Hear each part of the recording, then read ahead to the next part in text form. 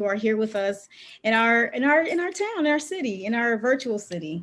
So I have to unshare the screen because I have questions, y'all. I can't do both, so I have to show I have to read my questions. I've been working really hard on these questions. So, but first, before we get started, let me make sure that we can have everyone in the right place. I don't have the ability to make anyone a host. So I'm just letting everybody know. Okay, great. So what I want everyone to do right now is get your questions ready. Start typing in the Q&A section so that I can answer those questions for you. So, Shala, I just want to say, I want to read your bio, and then after we read your bio, then go right into a couple of questions, and then take a couple of questions for the audience. This will take about 30 minutes, and then we'll be on on our way this evening. So, Shala Lynch is an award-winning American filmmaker, best known for her feature documentary, Free Angela and All Political Prisoners, and the Peabody Award-winning documentary that we just saw this evening, Chisholm 72. Unbought and Unbossed. Make sure that you all check out Free Angela and All Political Prisoners as well. You can find that on Amazon and I'm sure, some other streaming platforms. Mrs. Lynch's work, feature documentary Free Angela and All Political Prisoners, is a first-hand account of the events that thrust Angela Davis into the national spotlight, from a young college professor to a fugitive on the FBI's 10 most wanted list. The film received critical acclaim and premiered at the Toronto International Film Festival and won the 2014 NAACP Image Award for Excellence for Best Documentary. In 2013, she was named the curator for film, moving image, and recorded sound at the Schomburg Center for Research in Black Culture. Shala holds a master's in American history and public history management from the University of California, Riverside, as well as a graduate degree in journalism from Columbia University. She is also working on a book based on her film Free Angela. From age 2 to 6 that we saw this evening, Shala was one of the kids on Sesame Street in the early 1970s. She was also a nationally ranked track athlete in high school in NYC and while at the University of Texas at Austin. She has produced and scripted stories that have aired on BET, CNN, ESPN, HBO Sports, TV One, and PBS. As a filmmaker and curator, Shala has become a highly respected public speaker, lecturer, and panelist on the subject of film and film history for universities, film festivals, and corporations. If you want to find out more, do what I've done. I did a Google search, but you can also go to her website, shalaLynch.com. That's SHOLALYNCH.com. And I just want to thank you for being here. Thank you, Shala. Thank you so much. And yes, welcome, welcome, welcome. Thank you. Thank you for that wonderful introduction. Thank you for hosting Chisholm 72, Unbought and Unbossed. So it's nice to meet you, Sydney. And I want to also thank Karen and the whole crew at the film festival. You know, when Gary, Indiana calls, you got to take it. Yeah, so I mean, speaking of Gary, Indiana, we saw a little bit of cameo of Gary in your film from William Greaves's film Nation Time. Yeah. Well, actually, when we found that footage, we didn't realize it was from his film, but subsequently, especially with the new re-release of Nation Time, and the William Greaves collection actually being a hidden collection, we're unhiding at the Schomburg Center. It was just wonderful Oh, to nice. discover. Yeah, we're That's working on restoring many of his films. wow, that's amazing. That's amazing. I mean, we have to have having that archive footage and being able to share it with the world is so important. Uh, Let me tell you, Arturo Schomburg called his collection vindicating evidences. You know, he had been told as a kid that Black history didn't exist. Imagine that as a young Afro-Puerto Rican asking about Black history. It doesn't exist. Right. And this is in the 19th century. He comes to New York in the early 20th century before the Harlem Renaissance and discovers books and letters and art and photograph and collects it on his mail clerk's salary. It becomes 10,000 items by the mid 20s, and he's one of the fathers. He's Google for the Harlem Renaissance. Let me put it that way, Right. right? And then it becomes the Schomburg Library and now the Schomburg Center, and we have, oh my gosh, more than 13 million items vindicating evidences of Black history. We know that people don't believe we do what we do. Mhm. And so we need those evidences, not only for the broader culture, but for ourselves. I mean, Right. the Chisholm story is a case in point. When I was reading about her prior to 2000, the film came out in 2004. People were like, oh, she just ran. It was a publicity stunt. There's nothing really there. What's the story? That's not important. That's a minor historical moment. Mhm. And when I discovered she was still alive to tell it, I said, well, let me find out what she thinks. Right? Right. Right. Let's not discount the person who lived it and all the people like Barbara Lee, like all the people that you see in the film who lived it. And it's turned out to be such a valuable reminder of the importance of for us to tell our stories so that the nuances don't get lost. Right. Absolutely. Yeah. Absolutely.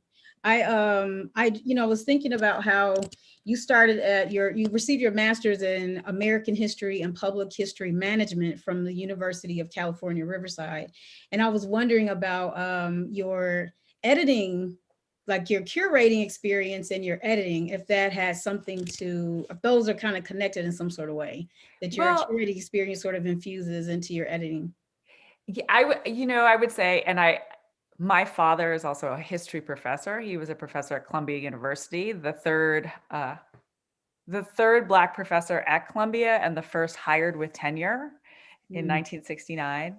And so I had an up close view of the academic world, and I felt like there was so much wonderful information there that never trickled, that, that regular folks weren't engaging with, all of us. And I wasn't learning about it in high school. And so when I got to college, I thought, okay, we've got to do something about this. And I discovered so much about Black history and Black women and feminism, all, by the way, through books published by Toni Morrison Yes.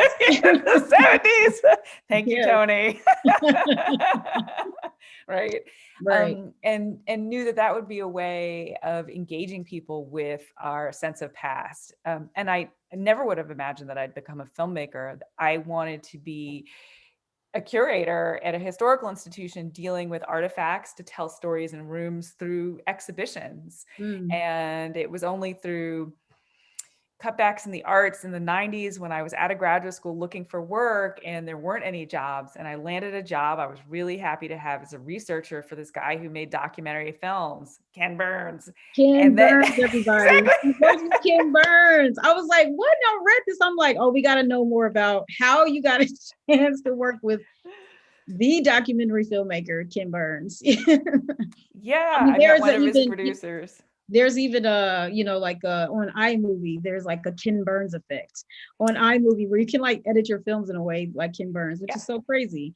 yeah, yeah. But yeah, like that. When I read that, I was just that was a really nice connection to your work and what he's doing. What did you learn from that experience? What was one thing that you took from that? Oh, I learned the power of being a director and the power of not controlling, but controlling the story, deciding, essentially what the story is and how it's told and with what kind of energy and, in a sense, how you're going to make other people feel through that. I never knew that would be a job. I was Yes. blown away at how all of these artifacts, a photograph, a clip of interview, all of it could be collaged together to create such great emotion. And I decided, but at the same time, I worked on the story about Frank Lloyd Wright, the American architect, and then the jazz series. And I'm a little bit more radical, you know, Oh, of course. I want No. more women's stories up in there. I want to like mix it up. I want to do Right. race, you know, head on. And Right. so I, instead of grumble, we can always grumble about somebody else's work. I think that's easy to do, or it's easier to do. And the question I had for myself was, well, what kind of filmmaker could you be? Can you make a film? Can you be a director? And so the Chisholm 72 comes out of that question and challenging myself. Um, and I would say that having been an athlete in college, Mm-hmm. it, it brought out all of those tendencies, all of that practice in me to be a competitor, to set goals, to go for the mark. And so I just went after it. And I knew I was going to make my own film, not somebody else's. So I didn't want to Right. parody Ken Burns. I didn't want to try and make executives happy, that this was going to be my sense of Shirley Chisholm and her run for president, however it did. And then I would know what kind of filmmaker I could be. And then, you know, you get into Sundance and things, Right. you know, So it's you good. went from schooling to, I read that you were invited to work with Sundance in one of the programs. So they invited you to participate in the film program, but that was after you did the film, Oh, correct? yes, yes, yes. This Okay. was years later. So Okay. my first introduction to Sundance would be in 2004 when I was there as a director with Chisholm 72. And so Oh, that wow. was a really fantastic experience. You Um, know, I when I was watching the film initially, I didn't realize that the footage that you had of Mrs. Chisholm was actual footage that you shot.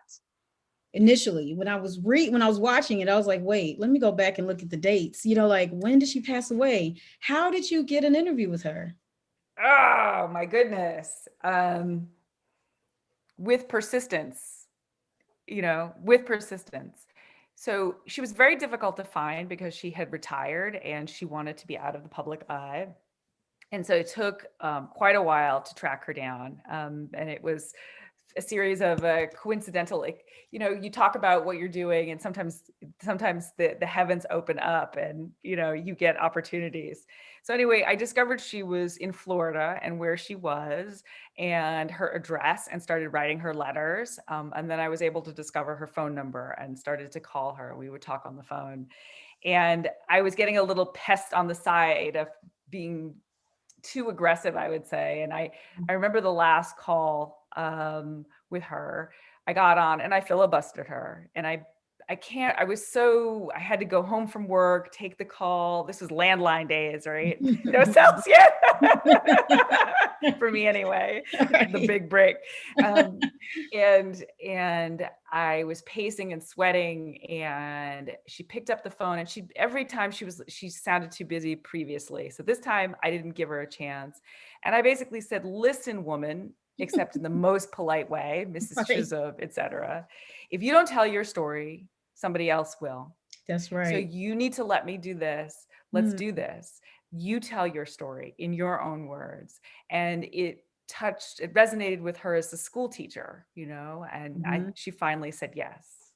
That is amazing. She That is finally said yes. amazing. And then you have also had Octavia Butler too. So I was like, oh my gosh. Well, yeah. So Octavia Butler at the time, I mean, so here we are in this amazing moment where we have, like, when I made the film, people were still saying, there, in my lifetime, we'll never have a Black president. Wow. In my lifetime, a woman will never be president or vice president. And Hmm. so Barack Obama, Hillary Clinton, Kamala Harris, Hmm. right, Right. have changed our sense of what's possible across the culture. Now, Chisholm understood she was capable of being president or vice president or anything. And her run in 1972, however, was not written about in that light by historians. Hmm. And Right. so she misremembered her moment. And I was so grateful that I could interview her and put the film together because it allows people to get to know her now, even though Right. she's gone, Right. and to reconsider that moment and the bravery. And so I went to Octavia Butler because when Chisholm ran for president, that was science fiction. Hmm. The ability to imagine a Black Wow. woman as a leader was was considered science fiction. And the Wow. only writer that I knew that did that without uplift was Octavia Butler. Parable of the Sower. Oh my God, right? Right. And then, kind all of that. And then I binge read all of her books. Mm. So I called her up, and she was reluctant. She didn't do a lot of interviews. And I said, listen, you don't have to be a Chisholm expert, but what I want you to talk about is Blackness, womanness, and power. And Right. you do it in your writing. It's beautiful. And I'll tell you what, if it's terrible, if it sucks, I won't use it.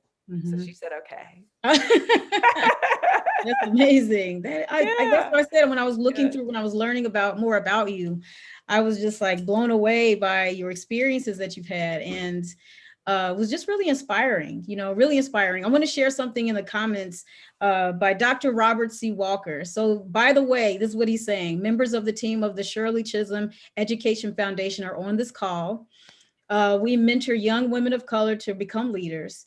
And we have a celebrity, Shirley Chisholm's great niece, our CEO and founder, is joining us. Continue on the Fantastic. Chisholm Trail. That is amazing. The That is Chisholm. amazing. I don't, if you can send me her name, then I can try to see if we can tap into some questions or hear her voice before we end. So I'm going to take some more questions from the audience. How much time did it take? Did Shirley Chisholm's story take from the Sure. interviews to the actual finishing of the film? Well, the hardest part is always the fundraising. So, Hmm. and I was a first time filmmaker. And so it took about 5 years from my first funds, through grants primarily, and then through the PBS system to raise the money for that film. She didn't have any children. So how was she able to, do you know anything about how she was able to kind of pass down, her just her life, her history, her legacy? Sure. I mean, she didn't have any biological children, but she had so many women that she mentored and who were in her life of all different ages. I mean, you talk to women like Donna Brazil, Mhm, talk to mhm. guys like Jesse Jackson, Yeah. like she felt like all of these young folks coming up. She wasn't afraid of young people. You see that in the film. By the Mhm. way, I hope the film was not out of sync for the whole screening. When I was watching, okay, good, No, good, good. you The fixed it. film is Yeah. beautiful and in sync. Don't Oh worry. yeah, we fixed it. Yeah. Okay, good, good. Yep. But there's and Barbara Lee and all the young people in the film, who, even the Panthers, she was supportive of the Panthers. So Hmm. she always connected to the energy, and the optimism of youth, and the ability to change the world. Whether she could actually have children or not, I am unsure of that. Back in Hmm. those days, yeah, Yeah, that was also a thing. yeah, and I Go ahead. but I do think it's important to remember that, we think of her as this individual solitary person, but she had two loving husbands, not at the same time, but one and then another. And she had a family and she had an extended network. And so she Mhm. was not this individual alone, pulling herself up by her bootstraps, that she was really understood the value of having, a community and a place to go after you are public, right? To be Yes. supported, to be yourself, and all of that. Yeah, her quote that just really touched me when she said, "I didn't want to be remembered as a Black woman. I want to be remembered as a woman who lived in the 20th century and who dared to be a catalyst for change." I mean, it's such a humble thing for her to say. Like she really moved herself out of that conversation about what she did and just really made it about the movement. But isn't that what we do as Black women? Yes, we do. We do. Like, we're going to do it. And, the other thing is that we see clearly that every time we move the needle, how much more work there is to do. Right. And we think about the elders and we think about our children, right? Hmm. And connecting all of that. And whether you biologically have children or not, I mean, she felt the, importance of that role and she took her job very seriously. Right. She was going to represent her district, her people, and being the first Black woman elected to Congress, to and taking hold of that historical moment, right? And Right. doing it. So the one thing I want people to remember is that when she's written about often, her political genius is not what's highlighted. The That's fact right. that she is outspoken and colorful and, quick turn of a phrase is always part of how she's described. But, for her to win her seat, to become the first Black woman elected to Congress, she really had a fantastic strategy, knew her district. She was running against James Farmer, who was, as many of you may know, big in the civil rights movement, had been a member of CORE, had been part of the Freedom Rides and Martin Luther King's crew and all of that, and came into Brooklyn and said, you know what, I'm going to run as a Republican and I can beat this little lady. Mhm. I mean, women Mhm. couldn't even have credit cards in their own names in 1972, right? But she understood that the people who were actually registered in the district were mostly women. So she Mhm. had coffees. Well, he was out there on the streets with the tom toms and the dashikis and all of that, and she wins, right? And this is the energy that carries her into Congress. And then a few years, that's 68. 72 is it's a new day because there's no clear Democratic frontrunner. The voting age had changed from 21 to 18, which meant millions of new voters. There was a political constituency among Black political folks. Gary, Indiana, you know Mhm. that better than Mhm. anybody else, Right. 72, right? Right. And then also the women's movement. And all of this energy is coming together. And she just gets swept up in the idealism of all of that and says, you know what? I'm going to throw my, well, as Walter Cronkite says, a hat, no, a bonnet into the I'm a presidential ring. I'm sorry. I picked that That was up. the nightly news. That was the nightly news. 3 channels, 30 minutes. And that Wow. was what Walter said. The But bonnet. but Wow. I will give it to him. He allowed us to use that clip. We needed permission not only from CBS, but we needed to get permission from the Walter Cronkite himself. And he said, I said it, I stand by it, you can use it.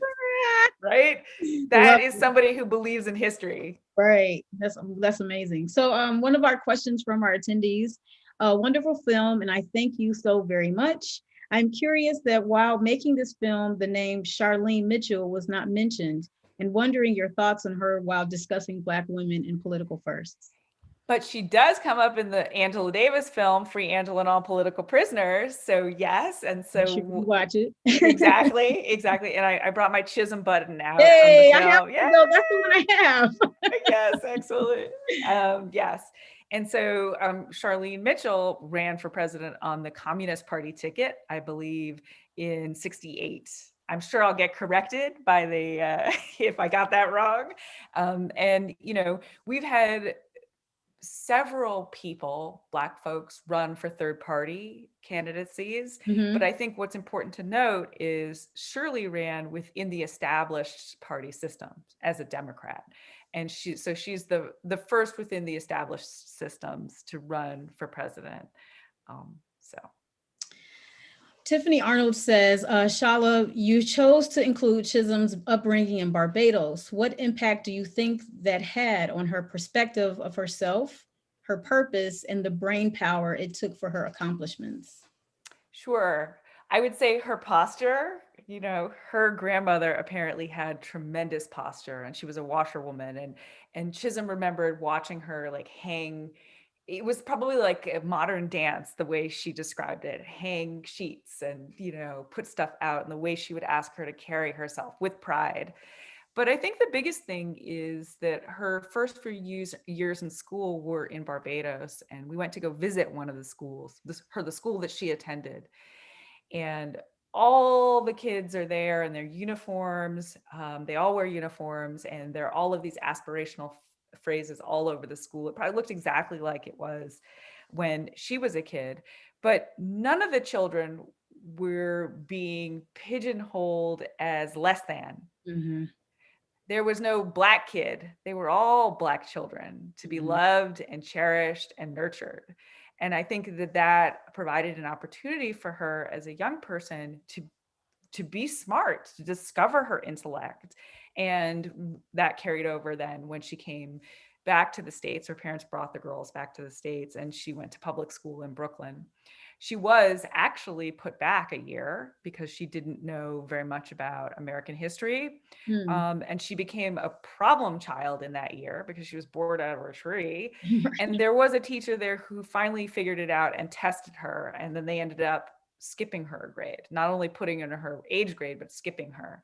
And so we think about how many kids we lose by not having teachers who can see their intelligence or That's right. assume that they have that and Hmm. cultivate it, even if there's some bad behavior. So Right. I think it made a huge difference. Wow. So much more to learn, so much more to discover about Mrs. Chisholm. Someone asked, this is a question for you, Shala. As a member of the Academy of Motion Picture Arts and Sciences, how do you see the Academy shifting based on recent events?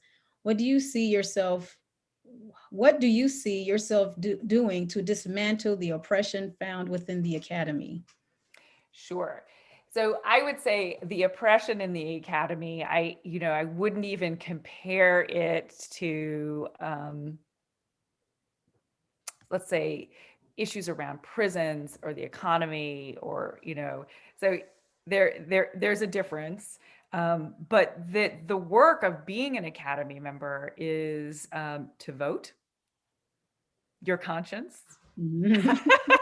to speak up and speak out, and then bring people along.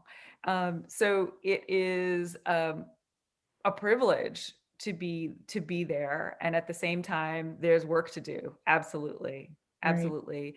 And my activism comes through how I tell stories, Hmm. um, and what I add or make sure is there, which is the context. And so, even in terms of the academy, there are the governor's awards. And on my website, shalaLynch.com, there's some short films that I did, one on Harry Belafonte, one on Charles Burnett, the filmmaker, another on Cicely Tyson most recently. And the whole audience for the governor's awards is every big wig in Hollywood, every. And Hmm. I make sure, even in these films that are considered, throwaway films, we're giving somebody an award, it's light fluff, etc. Boom. Right. The politics, the Yes. story, the Yes. in your face, like you have to know. And Mhm. even the most recent one I did, on Gina Davis, it was about gender equality and making sure making sure we bring people along, because it is the only industry where you can say, you know what, the next director I hire is going to be a person of color or a woman, or all of my crews have to be 50% equity, that kind of thing. So Right. Speaking of your crew, you had Sam Pollard edit your film. He edited this film, right? yes, Chisholm 72. Chisholm. And if for those who don't know, he was the man who directed Four Little Girls. So Yes. definitely check that film out as well. And he has a Uh, new film out, MLK FBI, oh, that's right. which Yes. is definitely worth seeing. Yes. Yes. So Timothy Nolan asks, what was the first time you realized filmmaking was what you wanted to do?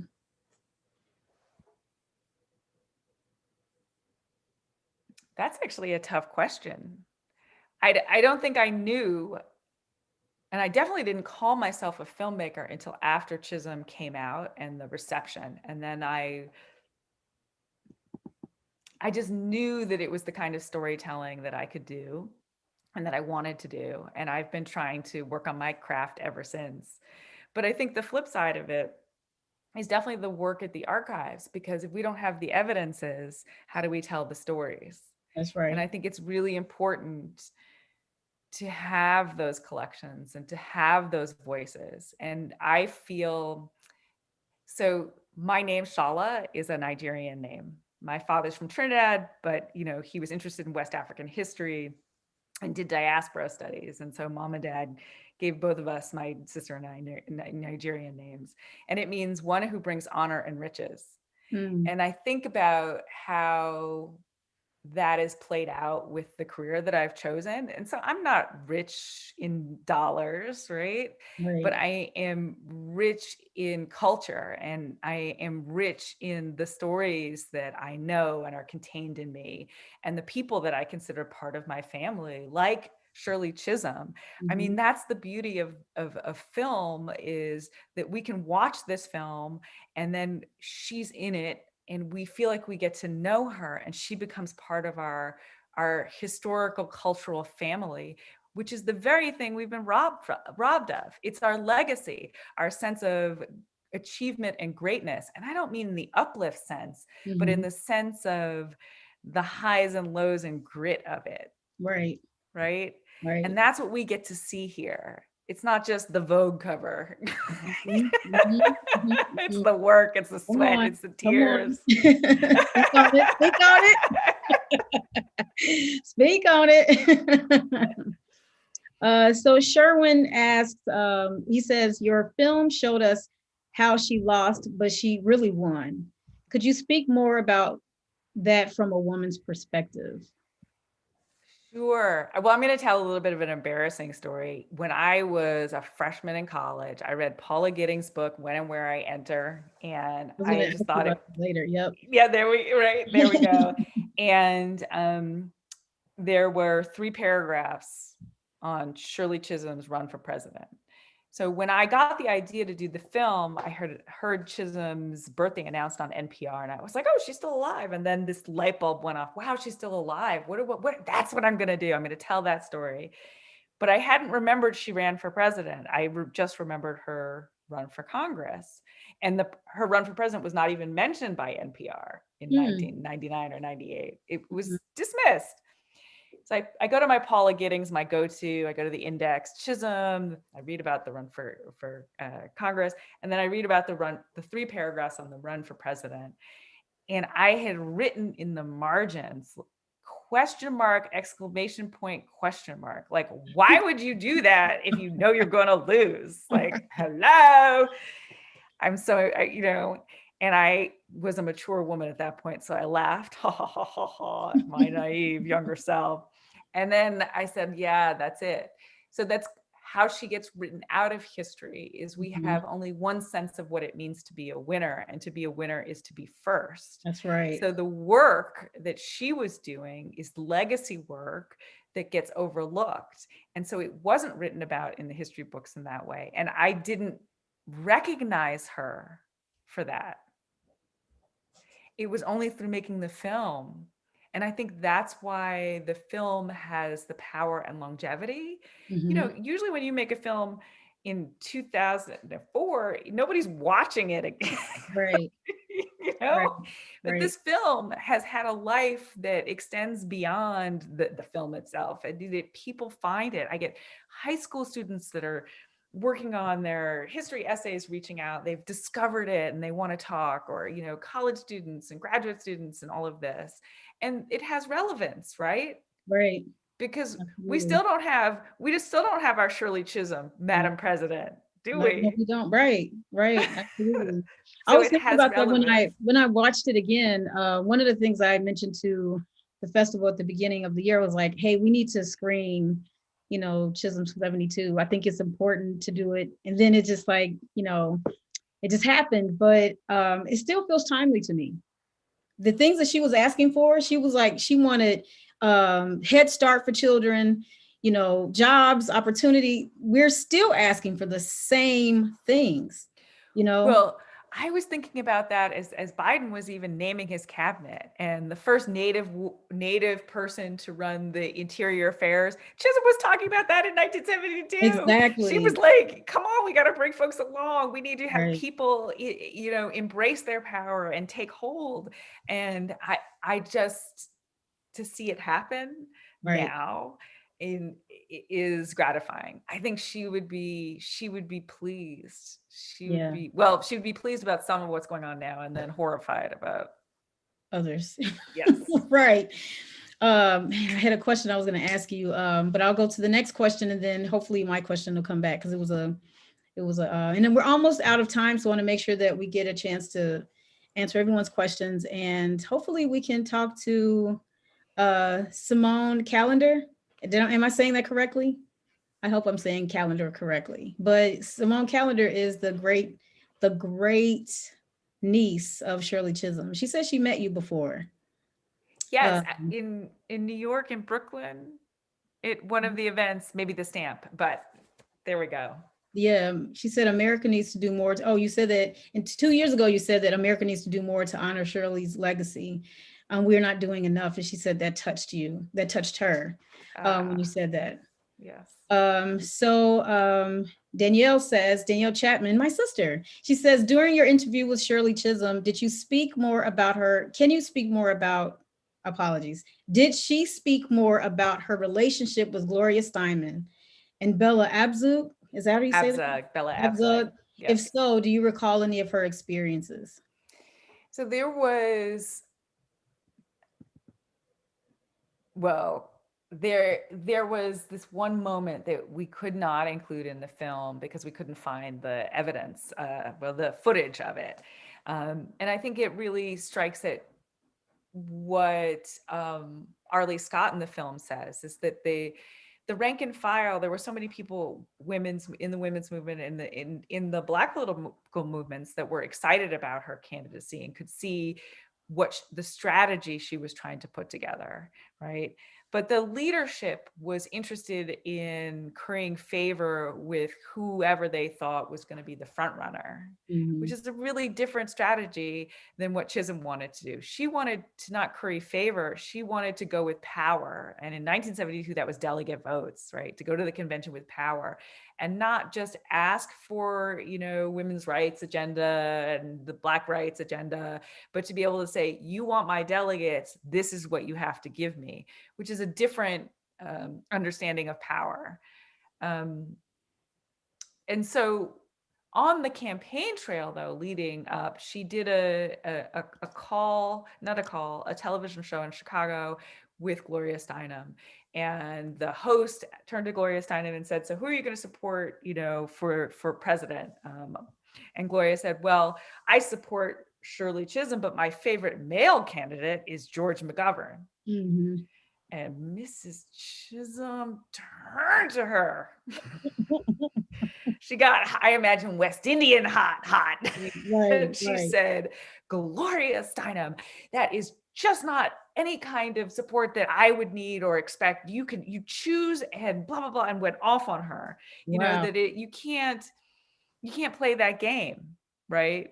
The politics of what you would like and then the reality. No, Right. we're creating the reality by the choices we make.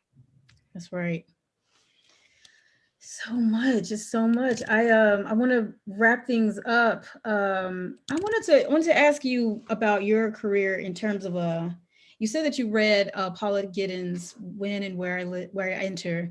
Are there any other books or authors you suggest that we kind of take a look at, that you kind of keep on hand? Maybe it's on the nightstand, that you just kind of have, like, always have a point of reference to go back to. Who's the books behind you?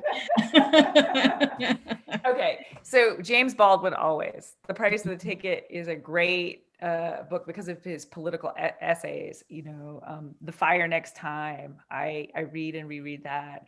And If They Come for Me in the Morning, that collection of essays that he's a part of for the Free Angela campaign. But there are all of these essays about hedging your bets, right?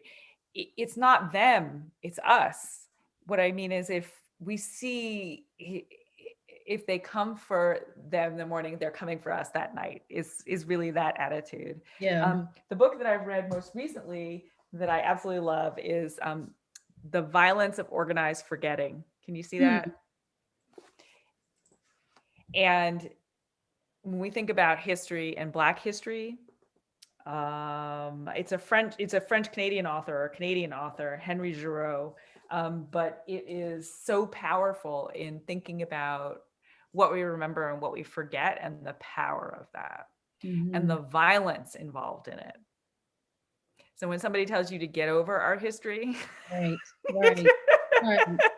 there's a certain amount of violence in that. No, I'm not gonna get over it. I'm gonna remember it. And the fact that you want me to forget it and move on, that's not how we move on. We move on by acknowledging it, by knowing that's something it, that by people say embracing about it. they say that about films, like films that are set during slavery. Like, oh, I don't want to see any more of those things. That's slavery. I want to move on. I'm like, I actually want to know as much more about. I want to know more about films that are set during slavery, but I want to know about the times when we rose up and we fought back. You know, we can't always just tell the one side of the story. We need both sides of the stories. So I think that is so important. It was something Yeah, that I wanted to and there's ask. power in seeing those images, Mm-hmm. right?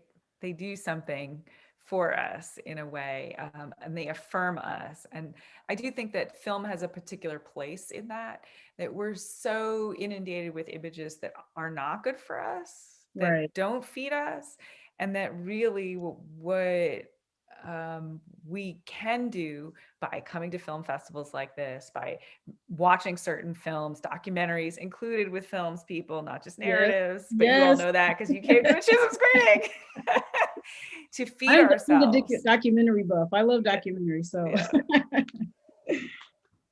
I'm sorry I cut you off. No, no, it's a gateway to learning and understanding more.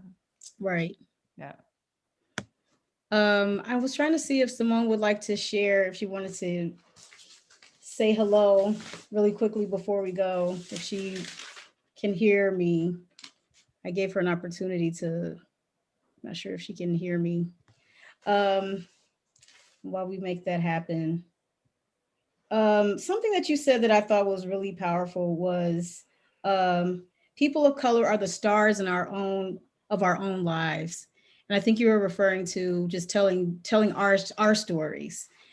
Um, Yeah, no, when you're making a film about Shirley Chisholm and Run for President, people are like, well, did you interview George McGovern and all of the other characters, historical characters? And this was really about shifting the lens so that we could see her and that she's the star. And if you think about it, if I am imagining my own life, I'm not the sidekick in my own story, right? Are you? No, you're the no, star of your life. You are the one driving it. And so it's important for us to see ourselves that way. And the politics of filmmaking and storytelling, I can decide who is the star, that's right. and it's I, us. right. And I remember what it was now. I remember that what we didn't talk about was the men, the black men, the white men who, tried to circumvent Hello. her policy. Is she there? Are you there, Simone? Hi, how are you? Hello. Can we don't see your video, so I'm not sure if you want to share that. There's no video. I'm Oh, okay. So actually in bed, and this is like my final movie for the night, and it was lovely. we just wanted to bring you in just to say hello. And did you have anything that you wanted to share before we go? I just wanted to say thank you, Shola, for honoring Shirley's legacy. I mean, she would have been so proud, of, her name being called, so much in the news over the past 2 weeks. And even before Kamala was running for president, she mentioned her as her personal hero. So thank you for bringing her life, to this world, even though she's not, her story to this world, even though she's not here right now. Oh, I will. I am so thankful to her for saying yes. Uh, to me, as a completely unknown, untested, probably annoyingly relentless person, young person. And her saying yes to me allowed me to find out if I could be a filmmaker. So I always feel like when people ask to show the film or if I can, speak, that I do that because she was generous with me. And it wasn't just me. This was how she operated. So it wasn't particular to me because she knew me or liked me or any. This was how she operated with people who resonated with them, her, Yeah, regardless of their age. So absolutely. And I would never forget, I spoke to you about 2 years ago when I was in the process of creating the Shirley Chisholm Education Foundation. And what you said to me really, I hear that voice in my head every day, and it moves me forward more and more, that we're not honoring her legacy enough. We're not doing enough, and more needs to be done. And really stood out to me. So thank you for that too. Oh, no, no problem. Yeah. I'm just passing on which it's a relay race, right? We Mhm. share and we pass on the baton. Yes. Thank you so much, Simone, for your comments, and thank you And for if being here you this evening. We and really appreciate you. Shola, please Yes. go to www.unbought.org Okay. and you'll see all of my work there.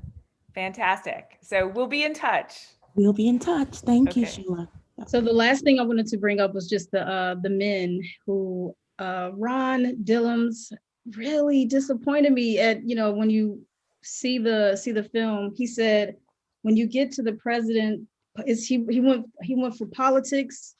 uh he served his politics and not his interests, and I that just really, it broke my heart, to see Mrs. Chisholm so vulnerable in that moment, and to hear what he did and what other, Fauntleroy.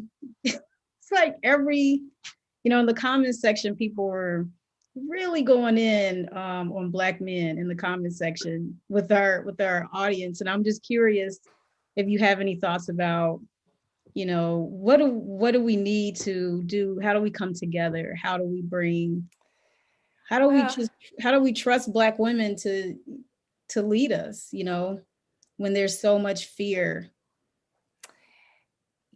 I mean, that is a huge question. I mean, the thing is, we have to remember about 1972 is the women's movement was really very new, and the civil rights movement was sexist.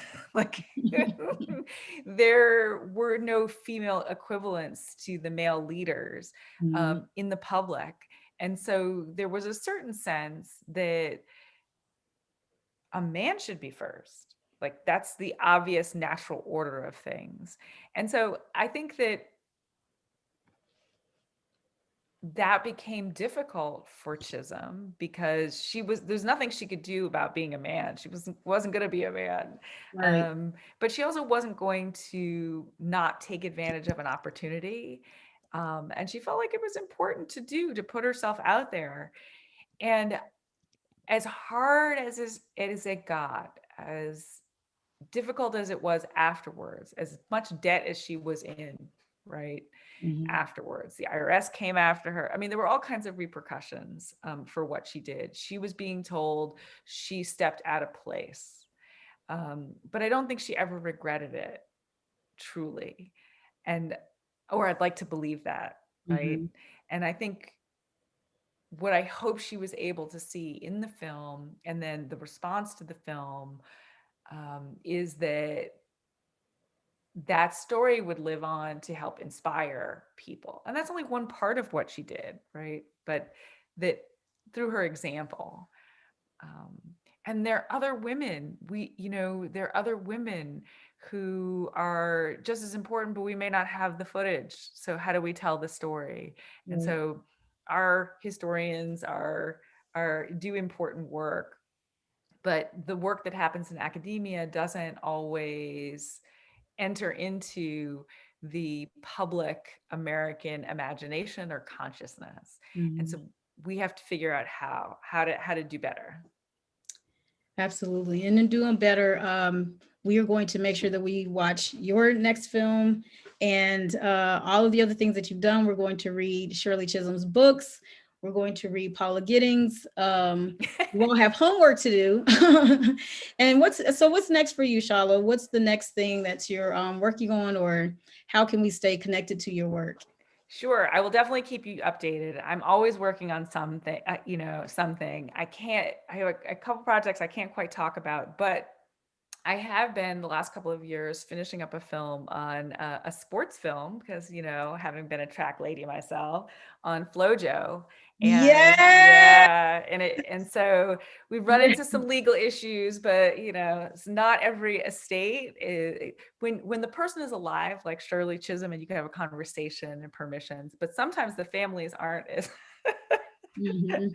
anyway, that's a whole nother. So hopefully I can untangle that and get it out into the world. But always working on stuff. And if you're curious, you can check out my website. Everything I do, I post up there or Awesome. links And to. you're on Twitter. She's on Twitter as well. That's how I was like, you know, sort of. know I'm the worst on social media, but I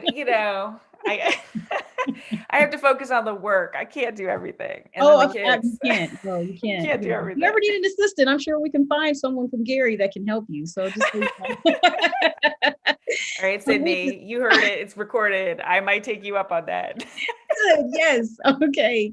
Thank you so much. Thank you so much for being here this evening. Thank you for everyone that's in our patience. We have to thank our sponsors that have helped us along the way make this happen this evening. We have to thank, oh, y'all, let me make sure I have everything. Okay, we have to thank Array, Legacy Foundation, Knight Foundation, Urban League of Northwest Indiana, Indiana University Northwest, Office Diversity, Equity and Minority Affairs, Quad J Creative Group, LLC, Trainer Digital Strategies, the City of Gary, the audience, Karen Towring, Walter Jones, Tony Simpson, Ludine Kilgore, Saida Holt, Lester Lowe, Winter, Tiffany, and our media, public relations, and technical support. That's Megan Trainer, James Ward, Ventures Jackson.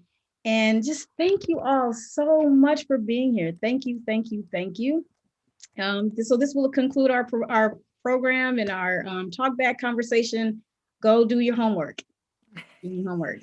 Stay engaged, vote in your life, vote in, the ballot box, right? We have to stand up for what we believe in. Absolutely. The survey, I just linked the survey. So you all, if you can, please fill out that survey for me. I'm sending it again. Thank you all. Thank you. Bye. Thank you.